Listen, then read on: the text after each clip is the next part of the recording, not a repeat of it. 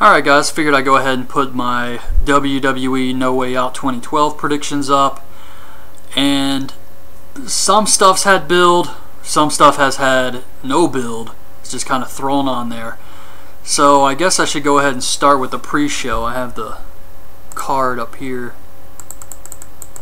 Alright, so we have Brodus Clay versus David Otunga on the YouTube pre-show.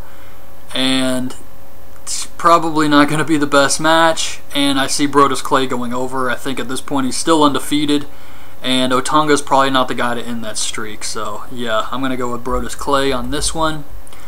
Then we have the Divas match, Layla versus Beth Phoenix.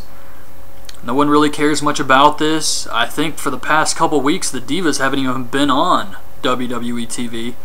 So they kind of just put this one out there, and I will say that Layla keeps the belt.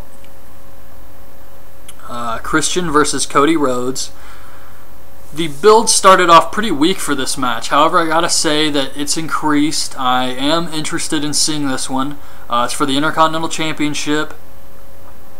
They kind of were feuding a little on commentary. That's how where most of this feud took place, was on commentary. Christian said stuff about Cody. Cody said stuff about Christian.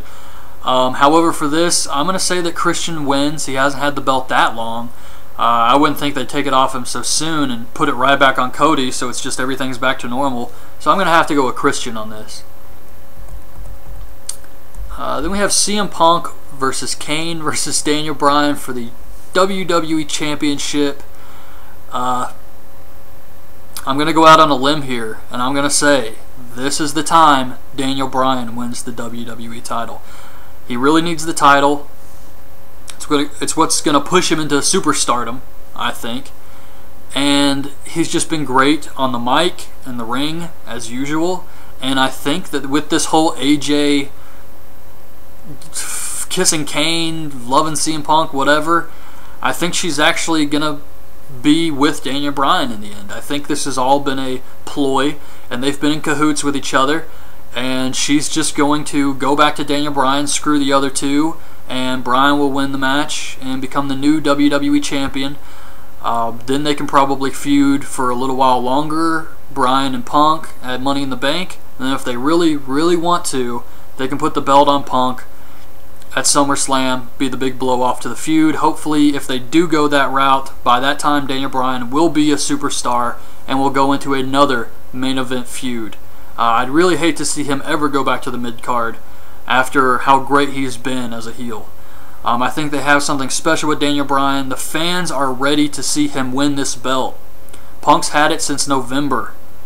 And if you're going to have a guy end the title reign of CM Punk and really push him, it needs to be a young guy like Daniel Bryan. I think Kane has no chance here. It wouldn't make any sense to have a guy like Kane at his age, 45 years old, beating a really long streak and getting another title run. I mean, it doesn't make any sense at all. And I think Daniel Bryan could, really get a push from this. So I'm going to say Daniel Bryan. I know some people think it won't happen here, may happen in Money in the Bank, but I think this show needs something special, and I think it's going to be Daniel Bryan winning the belt. So then we have Sheamus versus Dolph Ziggler for the World Heavyweight Championship. This match is taking place because Del Rio suffered a concussion in real life, and I'm glad Dolph Ziggler's the replacement. This is probably going to be an amazing match. Both these guys can put on a great match. Ziggler's awesome. Definitely deserves a push. The guy's great at everything. I've been saying he's talented from the very beginning.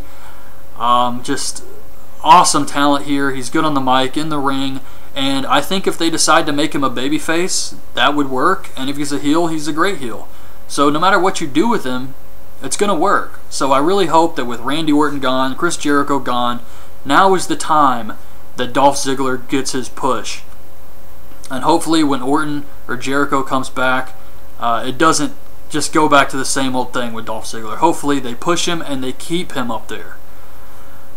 So for this match, sadly I'm going to say Sheamus wins. But it could still be a great match and could still really help Dolph Ziggler get a push.